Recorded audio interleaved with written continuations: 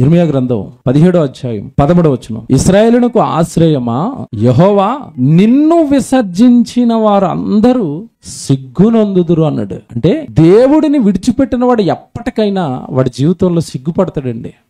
నేను తప్పు చేశాను, ఆయన దగ్గర ఉండాల్సింది, ఆయన వాక్యానుసారుడైన బ్రతుకుండాల్సింది, తప్పు చేశానని దేవుణ్ణి విసర్జించిన ప్రతి వాడు ఎప్పటికైనా సిగ్గుపడతాడట, సిగ్గుతో తలదించుకుంటాడట. మీరు చూడండి, దేవుడి దగ్గరకు నుండి ఎప్పుడైతే మనం దూరం అయిపోతామో మన జీవితంలో పాపాలు, నేరాలు, శోధనలు, కష్టాలు అన్నీ కంటిన్యూ అయిపోతాయి.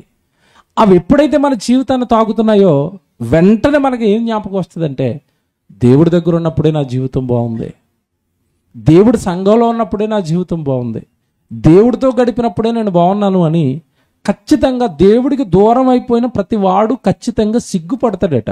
యెహోవాని ఆయన, దేవుడైన ఆయన నీ జీవితంలో లేకపోతే నీ జీవితం కూడా అంతే అస్తవ్యస్తంగా మారుతుంది, చిరాకుగా మారుతుంది. నీ జీవితం నిండా పాపపు కంపు కొడుతుంది. ఈ నీళ్ళు లేకపోతే, స్నానం చేయకపోతే ఒళ్ళు శరీరం వాసన వస్తుంది. యెహోవాని ఆయన లేడనుకోండి, యెహోవానే జీవపోట లేదనుకోండి, మన జీవితం అంతా కూడా పాపపు కంపు కొడుతుంది. విలువలు లేని జీవితం ఏర్పడుతుంది. క్షేమం ఉండదు, సమాధానం ఉండదు, శాంతి ఉండదు. మన జీవితం అంతా కూడా గందరగోళం అయిపోతుంది.